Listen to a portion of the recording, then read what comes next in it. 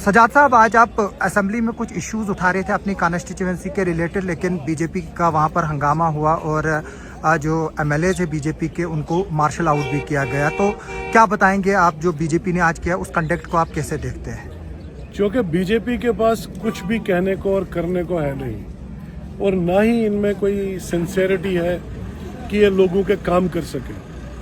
Question our को इन्होंने disturb किया, जबकि क्वेश्चन आवर्स में एमएलएज के क्वेश्चंस थे, बहुत इंपॉर्टेंट क्वेश्चंस थे। मेरा खुद का था हेल्थ रिलेटेड और बाकी इश्यूज पे क्वेश्चंस थे, लेकिन इनको इस बात का रियलाइजेशन नहीं है कि हम लोग यहाँ पे आके लोगों की नुमाइंदगी करते हैं, लोगों के मसले मसाइल उजागर करते हैं। ये सिर्फ लोगों का ध्यान भटकाने की खातिर डिविजिव पॉलिटिक्स करते हैं, पोलराइज करने की कोशिश करते हैं, एक्सप्लॉयटेटिव नारे लगाते हैं, जैसा कि इन्होंने इस हाउस के अंदर करने की कोशिश की। इस हाउस की एक सैंक्टिटी है, हाउस का एक तकद्दुस है।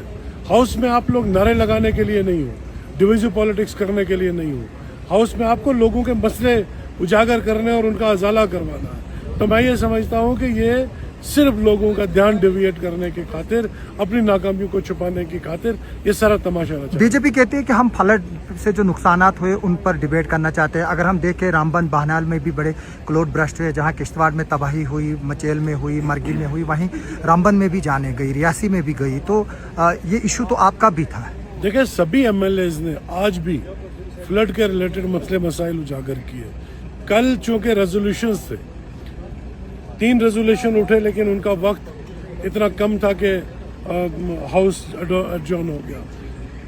ये जो कल फ्लड का जो रेजोल्यूशन था, इसके अलावा सभी एमएलएज ने एक यूनानिमस एक रेजोल्यूशन मूव किया था।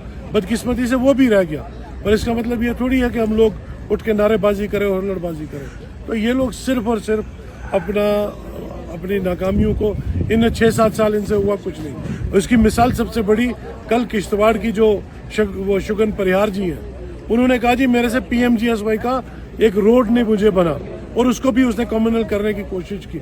जबकि हकीकत यह है कि 10 साल इनकी हुकूमत थी, एलओपी वहाँ का नुमाइंदा था, उसके बाद पीएमजीएसवाई प्रधानमंत्री ग्राम सड़क योजना है। 10 साल ये क्या करते रहे। इस बार भी जब से हमारी हुकूमत उमर साहब ने संभाली है जम्मू कश्मीर की, इस दफा मैंने अपनी कॉन्स्टिट्यूंसी में 1.5 दर्जन पीएमजीएसवाई के रोड सैंक्शन करवाए, उन पे टेंडर भी हो गए। तो शगुन परिहार जी से एक रोड क्यों नहीं टेकअप हो सका? तो काम इनकी नलायकी इनकी खुद की है, काम ये खुद नहीं करना चाहते, सिर्फ नारेबाजी करना चाहते। सजाद साहब, आज बीजेपी ने एक अखबार की रिपोर्ट के बिना पे सीबीआई की इंक्वायरी डिमांड की है डिप्टी सीएम और सीएम के खिलाफ, और सीएम को बोला है कि वो रिजाइन करे क्योंकि वो करप्शन में इन्वॉल्व है। तो आप इस एलिगेशन को कैसे देखते हैं जो मीडिया? देखिए, ये अखबार भी इनका अपना है, गोदी मीडिया है, और गोदी मीडिया के जरिए जो कि डिप्टी सीएम साहब इनको हमेशा खोरी खटी सुनाते हैं, इनको हमेशा एक्सपोज करने की कोशिश करते हैं। ये सिलेक्टिव पॉलिटिकल वेंडाटा है। मैं ये कहूँगा कि टेंडर प्रोसेस में क्या एम्बेजलमेंट हो सकती है।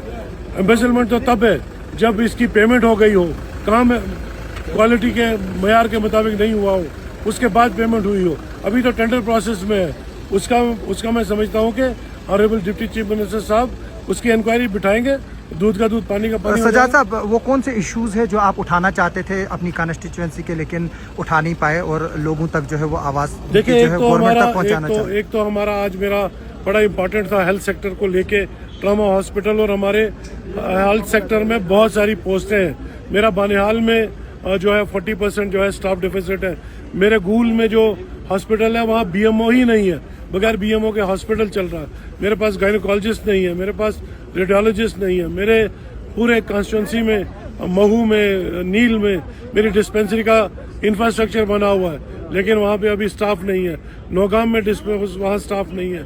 इसी तरह से खड़ी में, रामसू में, उकड़हाल में, सभी जगहों पे, संगलदान में स्टाफ डिफिसिट है। और एजुकेशन का हवाले से भी हमने कुछ जगहों का लिखा था, यह सवाल पूछा था कि खड़ी में हमारा ZDO नहीं है और बाकी स्कूलों में स्टाफ डिफिसिट है। तो बदकिस्मती से वो सवाल उठ नहीं पाए क्योंकि इन्होंने हंगामा किया और इन्होंने क्वेश्चन आवर को सारे को बर्बाद कर दिया। Thank you.